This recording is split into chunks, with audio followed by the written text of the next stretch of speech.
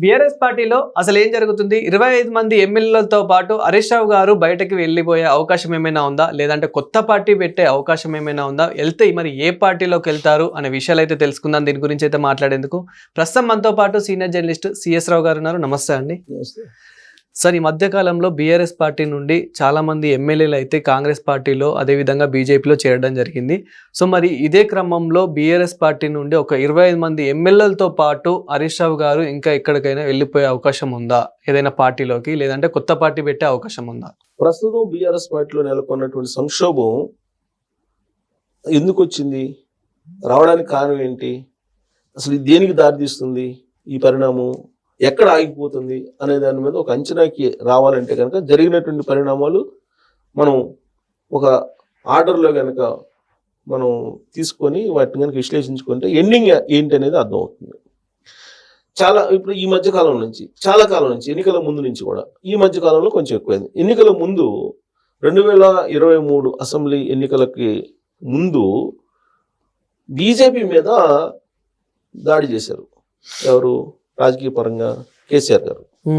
ఆ దాడి ఎలా చేశారు? ఆ ఫామ్ హౌస్లో ఏదో ఎమ్మెల్యేలను కొనడానికి ప్రయత్నం చేశారు అని చెప్పి బీజేపీ వాళ్ళని కేసులు ఇరికిచ్చారు. కేసులు ఇరికిచ్చి ఏం చేశారు?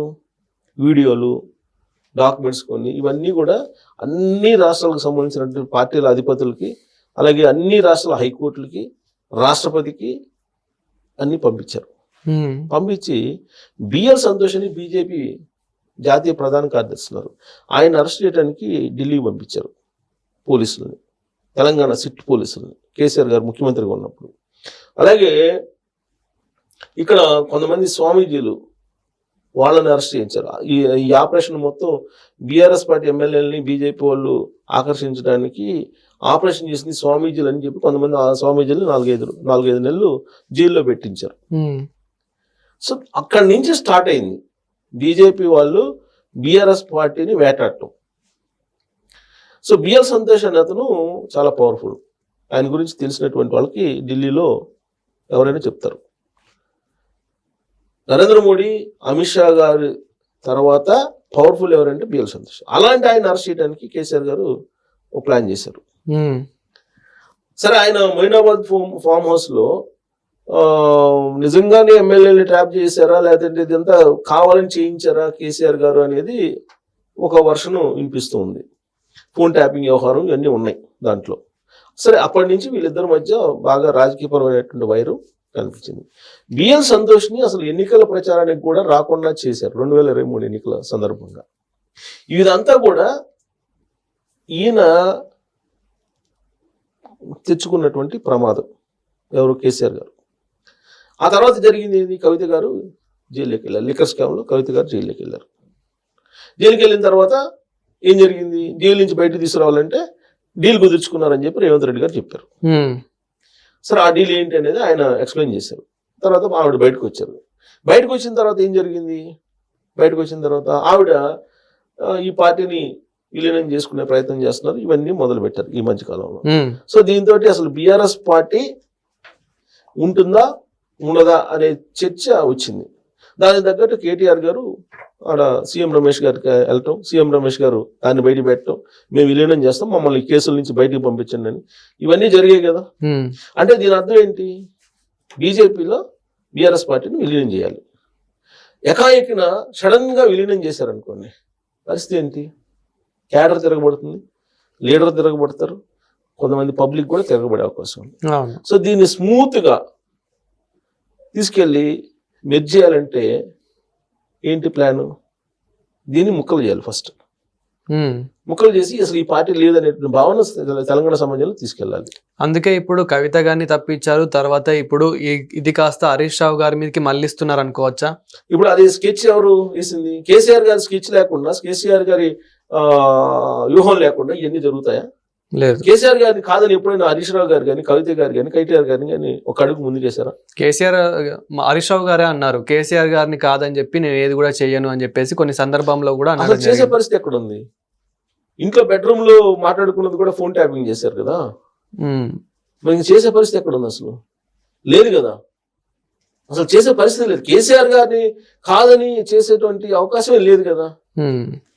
అసలు బీజేపీ వాళ్ళతోటి ముందే టచ్ లోకి వెళ్ళారు కవిత గారు. ఆల్రెడీ ఫామ్ హౌస్ లో ఎమ్మెల్యేలని ట్రాప్ చేసినప్పుడే ఆ సందర్భంలోనే బీజేపీ వాళ్ళతో టచ్ లోకి వెళ్ళారు కవిత గారు అనేది ఉంది. అసలు 2023లోనే బీజేపీ తోటి పొత్తు పెట్టుకుని వెళ్ళాలనేట్టు ఆలోచన చేశారు. 2024 లోక్సభ ఎన్నికల్లో అయితే క్లియర్ గా బీజేపీ తోటి పొత్తు పెట్టడానికి ప్రయత్నం చేశారు వీళ్ళు ఢిల్లీలో వెళ్ళి, కానీ నో అన్నారు బీజేపీ. ఇదంతా రాజకీయ సర్కిల్స్ లో వచ్చినటువంటి న్యూసే కదా. సో ఇదంతా అయిపోయిన తర్వాత ఇప్పుడు దాన్ని ఎలా స్మూత్ గా మనం విలీనం చేయాలనేటువంటి కార్యక్రమం జరుగుతున్నట్టు కనిపిస్తుంది ఈ సిచ్యువేషన్స్ అన్ని చూస్తూ ఉంటే. లేదంటే కవిత ఇష్టమైనటువంటి బిడ్డ కేసీఆర్ గారికి. ఇప్పుడు కేసీఆర్ గారు 2-3 సార్లు కవిత వెళ్తే అక్కడికి ఫామ్ హౌస్ కి కలవలేదనేటువంటి న్యూస్ వచ్చింది. కలవకపోతే ఈమె ఎందుకు వెళ్ళింది రెండోసారి? అసలు ఫస్ట్ టైం వెళ్తే కలవలేదు అన్నారు, రెండోసారి ఎందుకు వెళ్తారు? కలవకపోతే వెళ్ళరు కదా. ఆయన కుమారుడికి దీవించి అమెరికా పంపించింది, కేసీఆర్ గారు దీవెనలు తీసుకుని పంపించింది. ఇదంతా ఒక ఎత్తు అయితే, కేసీఆర్ గారికి బాగాలేకపోతే హాస్పిటల్లో ఉంటే ఎవరున్నారు హాస్పిటల్లో? కవిత వాళ్ళ మదర్ ఇద్దరే కదా ఉంది మనకు కనిపించింది. ఆయన స్ట్రక్చర్ లో ఉన్నప్పుడు వాళ్ళిద్దరే కదా కనిపించింది. మరి అంతకు ముందు ఫామ్ హౌస్కి వెళ్ళినప్పుడు ఆయన మాట్లాడలేదని చెప్పేసి న్యూస్ ఇచ్చారు, లీక్స్ ఇచ్చారు కదా. మరి ఇది నమ్ముదామా? కేసీఆర్ గారికి బిడ్డకి మధ్య విభేదాలు ఉన్నాయని మనం నమ్ముదామా ఇది చూసిన తర్వాత? ఇదంతా కూడా పొలిటికల్ డ్రామా. ఇప్పుడు హరీష్ గారిని ఆ పార్టీ నుంచి బయటికి పంపించాలి. ఏం చేయాలి? పొమ్మలేక పొగబెట్టాలి, అంతే కదా. హరీష్ రావు గారు ఒకవేళ కనుక వెళ్ళిపోతే బీఆర్ఎస్ పార్టీ అసలు బలపడుతుందా? అసలు బీఆర్ఎస్ పార్టీ ఉంటుందా? ఉండకూడదనే కదా ఇప్పుడు అసలు స్కెచ్ అది కదా. స్కెచ్ ఏంటి అసలు? దీన్ని తీసుకెళ్లి స్మూత్ గా బీజేపీలో కలపాలనే ఉద్దేశంతో జరుగుతుంది అనేది కదా కొంతమంది ఆయన ఫ్యామిలీ గురించి తెలిసినటువంటి చెప్పే మాట. ఇప్పుడు కవిత గారు ఏంటి ప్రెస్ మీట్ పెట్టి ఏం చెప్పారు? 25 మంది ఎమ్మెల్యేలని అసలు కేసీఆర్ హరీష్ రావు గారు ఎన్నికలప్పుడే ప్రత్యేకంగా ఫండ్స్ ఇచ్చేసి గెలిపించుకున్నాడు. అంటే ఆ 25 మంది తోటి బీజేపీలోకి వెళ్ళటం లేకపోతే కాంగ్రెస్ పార్టీకి వెళ్ళటం ప్రయత్నం చేశాడు అని చెప్పి చెప్తుంది హరీష్ గారి మీద. ఇప్పుడు హరీష్ రావు గారి మీద ఎందుకు చెప్పాలి? ఇప్పుడు హరీష్ రావు గారి హ్యాండ్లో 25 మంది ఎమ్మెల్యేలు ఉన్నారని ఆవిడ చెప్తుంది. అంటే 25 మంది ఎమ్మెల్యేలు తీసుకుని నువ్వు వెళ్ళిపోయినా 5 ఎమ్మెల్యేలు తీసుకుని కాంగ్రెస్లోకి ఆమె వెళ్ళిపోద్ది. ఈ మధ్య న్యూస్ వచ్చింది కదా, 5 ఎమ్మెల్యేలు కవితతోటి వస్తారు, కవితకి క్యాబినెట్ ఇస్తారని చెప్పి. రేవంత్ రెడ్డి గారు నో అని చెప్పారు. నేనున్నంత వరకు కవితకి నో ఎంట్రీ కాంగ్రెస్ లో అని చెప్పారు కదా రేవంత్ రెడ్డి గారు.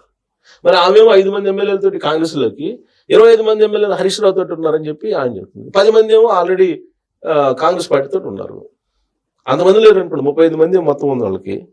మరి కేసీఆర్ కేటీఆర్ తప్ప ఇంకెవరు ఉండరు. మిగతా వాళ్ళంతా అటు కొంతమంది హరీష్ తోటి కొంతమంది కవిత తోటి వెళ్ళిపోతే ఇంకా ఎవరు మిగులుతారు? అక్కడ పార్టీ మిగులుతుందా? కాంగ్రెస్ పార్టీలో విలీనం అవుతుంది అసెంబ్లీలో, మండలిలో, అసెంబ్లీలో.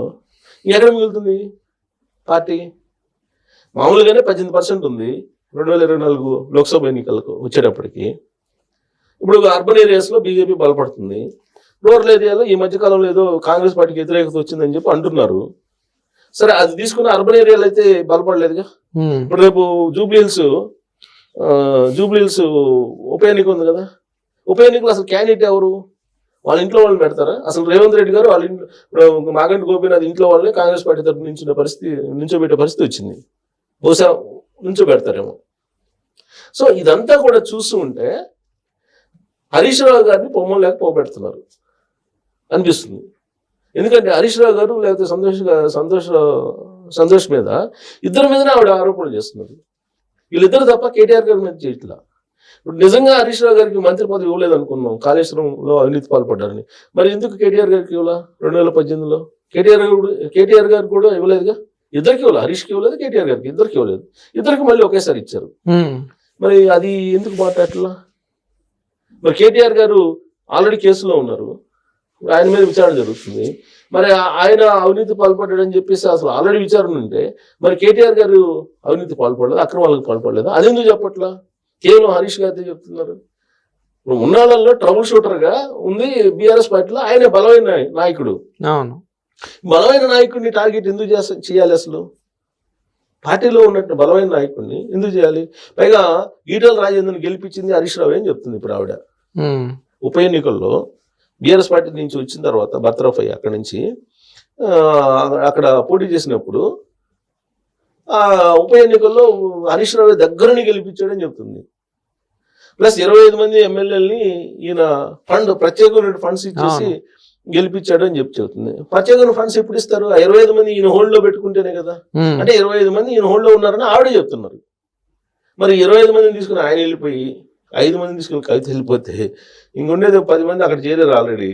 ఇంకా అంటే ఎవరున్నారు? బీఆర్ఎస్ పార్టీ ఉండదు. అంటే ఇదంతా కూడా ఒక గేమ్ లో భాగంగా నడుస్తుంది. కేసీఆర్ గారిని మించిపోయి కేసీఆర్ గారికి తెలియకుండా జరుగుతున్నటువంటి గేమ్ అని బాగా వాళ్ళ గురించి తెలిసినటువంటి వాళ్ళు ఎవరు నమ్మరు, నమ్మే ప్రసక్తే లేదు. సో ఇది ఇప్పుడు తగలబెట్టడం బీఆర్ఎస్ పార్టీ భవన్ని, లేదంటే కేటీఆర్ గారు ఆ కవితను ఏమన్నా అన్నారా? వాళ్ళ కవిత కేటీఆర్ గారిని అన్నా? తన తండ్రి ఏమో మంచోడు అంటుంది. తన తండ్రి మంచోడే, పక్కన ఉన్నటువంటి వాళ్ళే, తన తండ్రికి పక్కన ఉన్నటువంటి వాళ్ళు ఏం చేస్తున్నారనేది తెలుసుకునేటువంటి వ్యవస్థ లేదా ముఖ్యమంత్రిగా ఉన్నప్పుడు? చేమ చుట్టుకుమన్నా తెలిసేది కేసీఆర్ గారికి. మరి ఇదంతా కేవలం ఒక పెద్ద డ్రామాలో భాగం. ఇప్పుడు మనం షర్మిల ఎపిసోడ్ చూసాం, సేమ్ ఇదే కదా. సో ఇక్కడ కూడా అదే, ఇక్కడ కూడా స్మూత్ గా, అక్కడేమో ఇండైరెక్ట్ గా సపోర్ట్ చేస్తున్నారు బీజేపీ. అంటే డైరెక్ట్ అందరూ తెలుసు, పొలిటికల్ గా బాగా తెలిసినటువంటి వాళ్ళకి బీజేపీలో వాళ్ళు దూరం నుంచి సపోర్ట్ చేస్తున్నారు. ఇప్పుడు ఈ బీఆర్ఎస్ పార్టీ వాళ్ళు ఏంటంటే దగ్గర నుంచి సపోర్ట్ చేసడానికి సమాయత్తం అవుతున్నారు అనే దానికి సంకేతం. దాంట్లో హరీష్ రావు గారిని ఇప్పుడు టార్గెట్ చేశారు. ఇప్పుడు ఉన్నాళ్ళల్లో బీఆర్ఎస్ పార్టీలో ప్రజామోదం ఉన్నటువంటి బలమైన నాయకుడు ఎవరైనా ఉన్నారంటే హరీష్ రావు గారిని ఎవరైనా చెప్తారు, ఎక్కువ మంది. అంతే కదా. ఇప్పుడు హరీష్ రావు కేటీఆర్ మధ్య అనేక సందర్భాల్లో హరీష్ రావు గారు ఉన్నంత వరకు కేటీఆర్ గారు ఫోకస్ రాదు అని చెప్పి అనుకున్నారు కదా. అంటే హరీష్ గారు బలమైన నాయకుడు బీఆర్ఎస్ పార్టీ అని తెలుసు కదా. సో కాబట్టి ఆయన్ని ఇప్పుడు పొమ్మలు లేక పోగబెడుతున్నారు. ఎలా? కవిత గారి ద్వారా. ఇప్పుడు ఈటల రాజేందర్ కూడా అట్టే పంపించారు. ఈటల రాజేందర్ ఆరోపణలు చేసి అట్టే పంపించారు. ఇప్పుడు ఆవిడేమంటుంది? హరీష్ కారణంగానే విజయసాయి వెళ్ళిపోయింది, లేకపోతే ఈటల రాజేందర్ వెళ్ళిపోయాడు, ఇంకా వెళ్ళిపోయిన వాళ్ళు 2-3 పేర్లు చెబుతుంది హరీష్ కారణంగానే వెళ్ళిపోయారని. సో ఇవన్నీ హరీష్ గారి సెంట్రిక్ గా చేసుకుని జరుగుతున్నటువంటి ప్రచారం మనం చూస్తే కనుక అక్కడి నుంచి హరీష్ గారిని పంపించాలనేది ఒకటి అర్థమవుతుంది. ఈవిడ ఇంకో దుకాణం పెట్టుకుంటారు. సరే, ఆ దుకాణం ఆడ ఉంటుంది. ఈయన దుకాణాలు ఎందుకు అని చెప్పేసి కేసీఆర్ గారు బీజేపీలో విలీనం చేసిన ఆశ్చర్యపోవట్లేదు. సో మొత్తం మీద ఇదంతా కూడా కేసీఆర్ గారు ఆడుతున్నటువంటి ఒక నాటకంలో ఒక భాగం అని చెప్పేసి అనుకోవచ్చు. Thank you sir. Thank you.